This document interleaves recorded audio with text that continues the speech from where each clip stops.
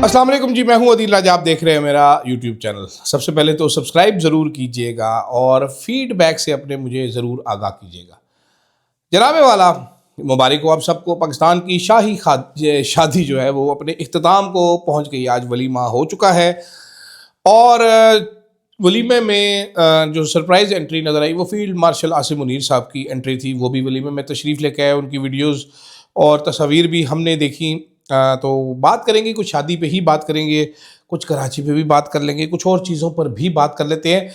ये शादी देखी मैंने, बड़ी तस्वीरें देखी जनाबे वाला। तो वहाँ से मुझे शिद्दत के साथ ये एहसास हुआ कि अदील राजा तू कोजा नहीं है, तू बेसिकली गरीब है। ये एहसास मुझे बड़ी शिद्दत के साथ हुआ। क्यों हुआ वो मैं आपको समझाऊंगा। साथ साथ मैं ये सोच रहा था कि सलामी कितनी हुई होगी इस शादी में। गरीब आदमी की देखिए यही सोच होती है ना हमारी, आपने नहीं सोचा होगा। मैं ये सोच रहा था एड्डी बड़ी शादी है, चोई साहब कोई सिस्टम तो होएगा, सलामी नियंत्रे ते हुए होंगे ना, वो बगैर तो नहीं होती शादी। फिर उसके बाद मरियम औरंगज़ेब की ट्रांसफॉर्मेशन, जो मरियम औरंगज़ेब साहिबा इतनी हसीन नज़र आई, इतनी माशाल्लाह बेपनाह खूबसूरत नज़र आई, तो क्या उनकी नौकरी ख़तरे में तो नहीं पड़ गई। और कराची का एक इंसानी अलमिया जो गुल प्लाजा है, आग लगी उस पर, जल के गिर गया और सिंध हुकूमत कहीं नज़र ना आई। इस पर भी बात कर लेते हैं। सबसे पहले तो जनाबे वाला, अब वहाँ पर जिसको देखो वो हसीन व जमील है। मरीम नवाज़ अपनी उम्र की नहीं लगती, वो बड़ी छोटी लगती हैं। मरीम नवाज़ की बहन भी बड़ी हसीन है, मरीम नवाज़ की बेटियाँ भी बड़ी हसीन है, मरीम नवाज़ की काम वाली नुकरानियाँ भी बड़ी हसीन हैं। नंबर परवेज़ भट्ट साहिबा बड़ी हसीन है, असमा बुखारी भी बड़ी हसीन है। मरीम औरंगज़ेब साहिबा ने तो कमाल ही पट के रख दिया। तो मुझे उससे एहसास हुआ कि जनाब अगर आपके पास ढेर सारे पैसे हों, तो ये मैं नेगेटिव सेंस में नहीं कह रहा, this is everything is very positive. आपको ढेर सारे पैसे हों, आप महंगे महंगे कपड़े खरीद सकते हो, आप महंगे महंगे ब्यूटी प्रोडक्ट्स इस्तेमाल कर सकते हो। अगर आप एक एवरेज पाकिस्तानी हैं तो आपको जो सबसे महंगी चीज़ पता है बालों में लगाने के लिए, वो लॉरियल या क्यूने का हेयर कलर है। अगर आप एक मिडिल क्लास इंसान है और मर्द है तो आपको पता है बेजन का ब्लैक हेयर कलर, आपको यही पता है, ठीक है। लेकिन अगर आप अमीर लोग हैं तो आपके पास फिर सल्फ़र फ्री बड़े अच्छे अच्छे हेयर कलर होते हैं, फेस मास्क होते हैं और पता नहीं क्या क्या चीज़ें होती हैं। और उसके बाद एस्थेटिक्स तो हैं ही हैं, फिर उसके बाद कॉस्मेटिक्स तो है ही हैं। कई लोग ऐसे हैं जिनकी पहले और बाद की तस्वीरें देख के शक्ल ही बदल गई। मतलब इतना हुस्न अल्लाह ने उनको अचानक ही देखी, उनकी नाकें छोटी हो गई, फिनी नाक खड़ी हो गई, खड़ी नाक, चौड़े नथने सुकड़ के रह गए, उनके आईब्रोज भरे भरे से हो गए, उनकी चीक बोन्स जैसे बूथ हो ऐसे हो गया। पता नहीं कैसे हुआ ये सब, लेकिन मुझे ये शिद्दत से एहसास हुआ कि अदील राजा तू कोजा नहीं है, तू बस गरीब है। तो जनाबे वाला, इस गरीब की सोच जो है वो यहाँ पर ही फंसी हुई है कि इतनी बड़ी शादी हुई है, ये सलामी कितनी कोई हुई होगी। मैं बैठ कर ये सोच रहा था लोगों ने किस तरीके से सलामी दी होगी। क्या अब आम तौर पे मिडिल क्लास शादी में 2,000 से 5,000 रुपये तक दे जाते हैं। जो बड़ा बंदा आता है वो 10,000 रुपये दे देगा, कोई मतलब 10,000 ही दे देगा, 15,000 दे देगा। कोई उससे ऊपर अपर क्लास की शादी होगी तो चलो 50,000 सलामी दे देगा। तो इस रॉयल वेडिंग में क्या सलामियाँ दी गई होंगी जी, वो ज़रा मुझे अब समझ नहीं आ रही। क्या LC 300 लैंड क्रूज़र गिफ्ट मिल गई होगी जुनैद साहब को जहेज़ में, रोहिल असगर साहब ने दे दी होगी, और मर्सिडीज़ दे दी होगी, BMW दे दी होगी, करोड़ रुपये की गड्डी दे दी। बाकी सारे जो मेहमान इतने बड़े बड़े लोग आ रहे थे उनने क्या दिया होगा, आप सोचें ज़रा, ज़हन लड़ाएं, मुझे इस पर कॉमेंट करके बताएं कि क्या सलामी नहीं देगा। अब फील्ड मार्शल साहब भी शादी में आए, उन्होंने भी खाना शाना छिका उधर होगा, उन्होंने क्या दिया होगा। मैं ये सोच रहा था बैठ के, या उन्होंने बस वो आना ही उनका सलामी था कि गली में आज चांद निकला, तुम आए तो आया मुझे याद, गली में आज चांद निकला। लेकिन कोई सलामी तो दिया होगा। This is something that I was just wondering. वैसे तो वहाँ पर पूरी पंजाब हुकूमत थी। मेरे दोस्त हैं एक, उनका नाम है अबूजर सलमान न्याजी, बड़े शैतान आदमी हैं वो। उन्होंने वो ट्वीट किया हुआ था, मैंने देखा ये स्टनिंग वलीमे का सेटअप देखें आप, ये देखें जी, ओए होए होए होए। इसमें अगर मैं जूम करूं तो मुझे हुमस नज़र आ रहा है जी, फतूश नज़र आ रहा है, ये फतूश सैलड नज़र आ रहे हैं जी। उसके अलावा ऊपर ड्रिंक्स पड़े हुए हैं बड़े ज़बरदस्त किस्म के, वेलकम। और उसके अलावा ये मुख्तलिफ़ किस्म के सलाद पत्ते पड़े हुए हैं जी। इसके अलावा भी कोई डिशें थी जो मैंने देखी थी, एक सेकंड में आपको अभी बता देता हूँ जी। मेहंदी का मेन्यू था, नहीं, स्टार्टर था जी चिकन एंड प्रॉन टम्पूरा। ओए हाय हाय, ये बेसिकली आप ये समझिए चिकन एंड प्रॉन पकौड़ा, आसान अल्फाज में समझ। मेन कोर्स में था दाल गोश्त, आलू गोश्त एंड सफ़ेद चावल। कितना सादा मेन्यू। अच्छा, ऐसी ना शादियों में कहते थे पुरवकार। तो पुरवकार शादी में लाइव स्टेशन भी थे।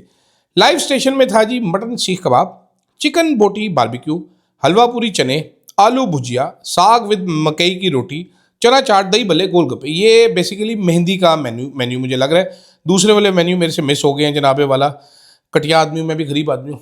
नॉर्मली पाकिस्तान में दो कानून है। पाकिस्तान का एक कानून मैंने आपको सुबह भी बताया था, दूसरा भी था। अब पाकिस्तान में आप जब देखते हैं the Punjab married person act, marriage function act, उसमें लिखा हुआ है a person celebrating his marriage or organizing the marriage of any person at a public place shall not serve or allow anyone to serve meals or other edible dishes except one dish to the person participating in the शादी। यानी कि जो बंदा ये दे रहा है दावत वो एक डिश देगा। तो ये जनाबे वाला इधर जो बड़े खाबे चल रहे थे, ये कानून की कितनी खिलाफ वर्जी है। वहाँ पर पुलिस वाले सिक्योरिटी के लिए भी मौजूद थे, मिनिस्टर्स भी मौजूद थे, वज़ीर आज़म खुद मौजूद थे, आर्मी चीफ साहब मौजूद थे।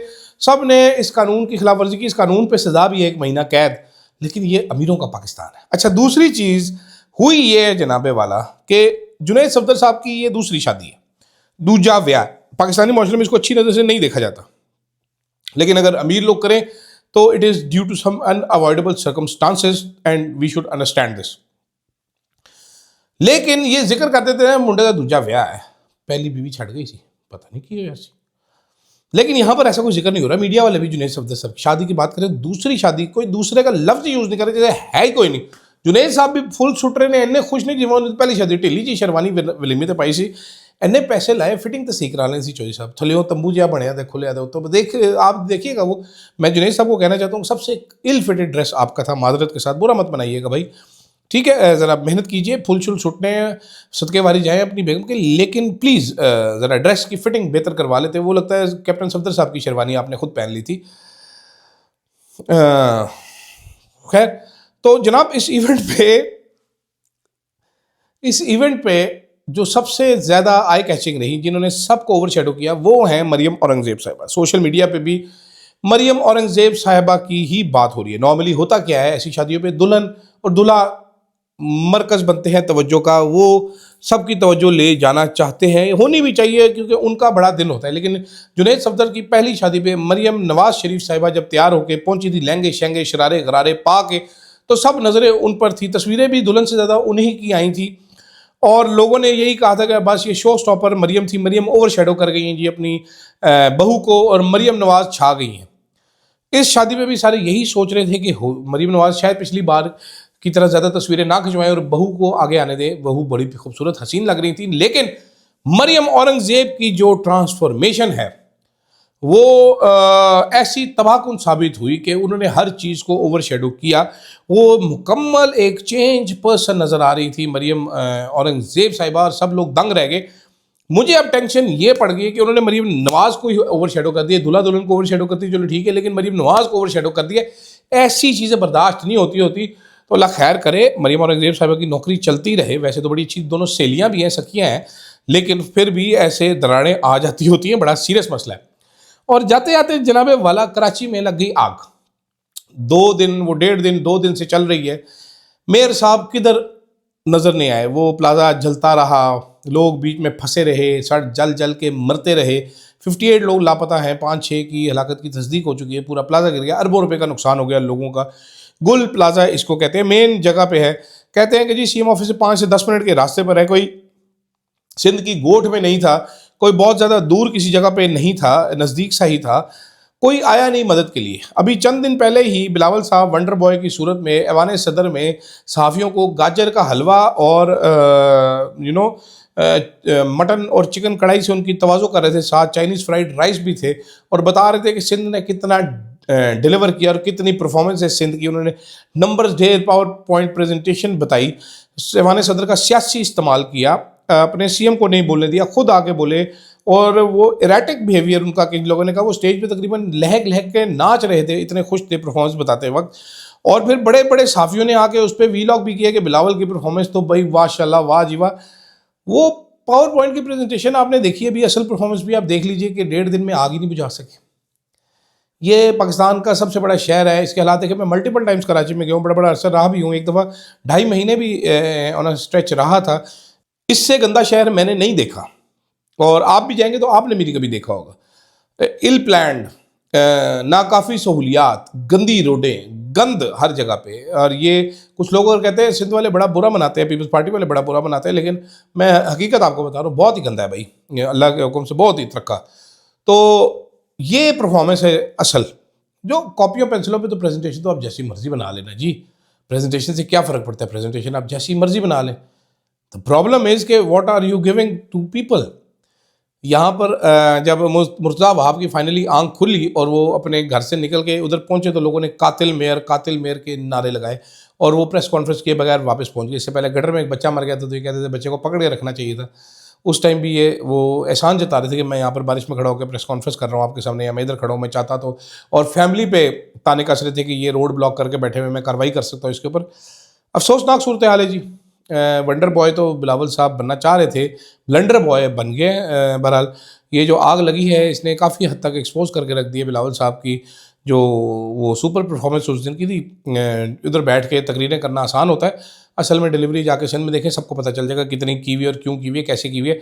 वो भी वैसे पिछला पूरा हफ्ता पूरा सिंध हुकूमत शादी करवाती रही है फरियाद तारपुर साहब की, सारे ही उधर घुसे रहे हैं शादी में, और सारी सिंध पुलिस और सारी इंतजामिया शादी के बंदोबस्त में ही लगी रही है। खैर मुझे जनाब इजाज़त दीजिएगा, ये पुरवकार शादियाँ होती है, हमारी शादी में स्यापे पड़ जाते हैं। लेकिन सवाल का जवाब आपने ज़रूर देना है, जो अहम सवाल है कि सलामी कितनी दी होगी, किसने क्या सलामी दी होगी। मुझे दीजिएगा इजाज़त, अल्लाह हाफ़िज़।